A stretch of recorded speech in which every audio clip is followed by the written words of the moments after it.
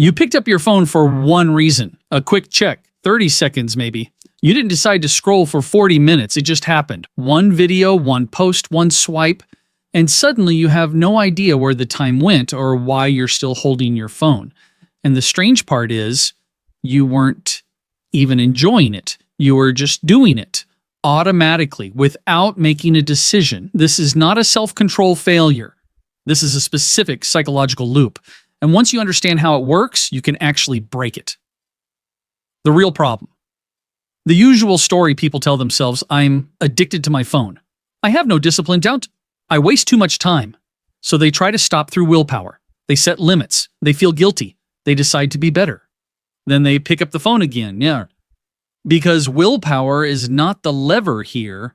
This behavior isn't happening because you lack control. It's happening because something in your brain is actively choosing this every single time for a very specific reason. Understanding that reason is the only thing that actually changes the behavior. How your brain is being used against you. Your brain runs on a prediction and reward system. Every action gets evaluated on one question. What do I get from this? And how fast? For most of human history, rewards were slow. You had to work, hunt, build, wait. Dopamine was tied to effort and delay. Now, rewards are instant. Every swipe delivers new information, new stimulation, something unexpected, something emotionally relevant.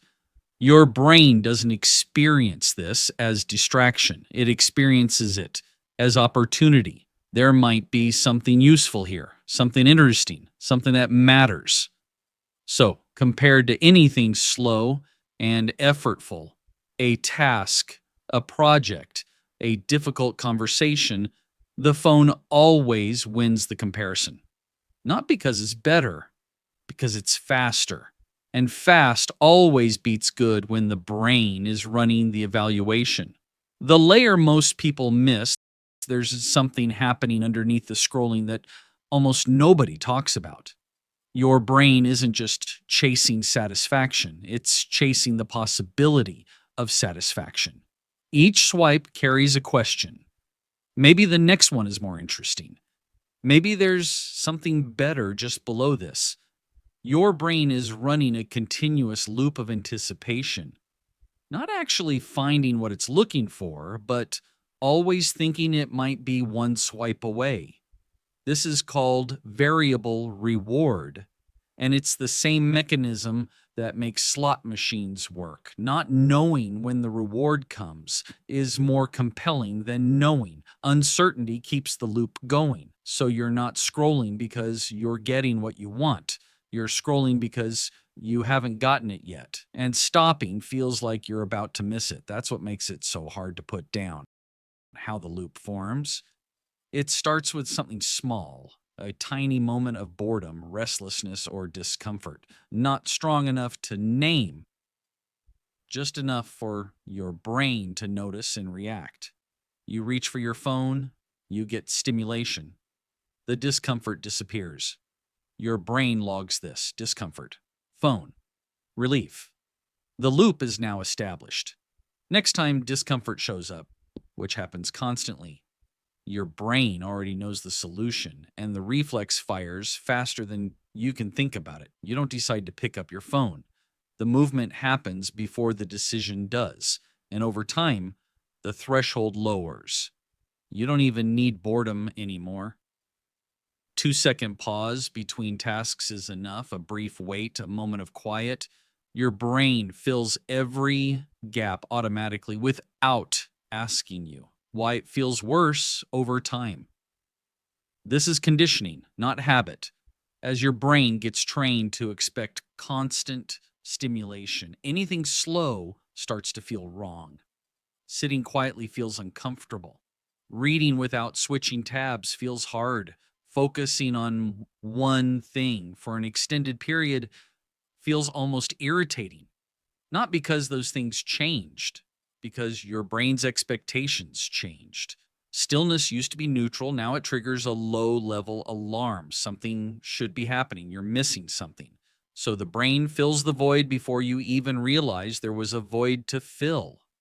The shift. The real issue isn't I can't stop using my phone. It's my brain has been trained to treat constant input as the normal, safe, rewarding state, and anything else as a problem to fix. That changes the solution completely.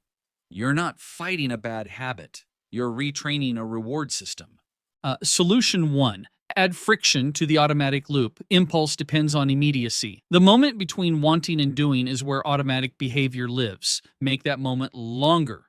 Put your phone in another room instead of on your desk. Log out of apps, so opening them takes 3 extra steps. Use a grayscale screen setting. These small obstacles are not inconvenient enough to stop you if you deliberately decide to use your phone, but they are enough to interrupt the automatic reach. Friction doesn't eliminate the behavior. It converts it from automatic to conscious. And once it's conscious, you have a choice. Solution 2. Replace the loop. Don't just remove it. Your brain will always seek stimulation. That's not going away. So if you simply remove the phone without offering anything else, the urge finds another outlet, deus, or breaks down the restriction eventually. Instead, give your brain a different channel for the same underlying need. Something that provides genuine engagement without the hijacking, a task you actually find interesting, movement, a conversation, something with a natural endpoint. You're not eliminating the need for stimulation. You're redirecting it towards something that doesn't drain 3 hours without you noticing. Solution 3. Rebuild your tolerance for nothing happening. The deepest fix is the slowest one. Learning to sit with stillness without immediately escaping it. Not meditation necessarily, just practice. A few minutes of deliberately not filling the space and waiting without picking up your phone. Sitting between tasks without switching to something stimulating. Letting the discomfort of boredom exist without resolving it immediately. This feels uncomfortable at first. That discomfort is the training. Each time you sit with it, instead of escaping it, the threshold rises slightly. Boredom becomes less alarming. Quiet becomes less threatening. Your brain starts to remember that stillness is not an emergency. Focus lives in that space. So does the ability to think clearly. Both require that you stop treating every quiet moment as something to escape. You're not weak for scrolling. You're responding to a system that was specifically engineered to hold your attention by people whose job it is to make sure you can't put it down. That system is very good at what it does, but it's not inevitable. The question worth sitting with isn't what's wrong with me. It's what am I actually hoping to find if I keep going? Because most of the time, when you stop and look honestly at that question, there's no real answer. You're not looking for anything specific. You're just avoiding the feeling of not looking. And that feeling, the quiet discomfort of stillness, is not actually dangerous.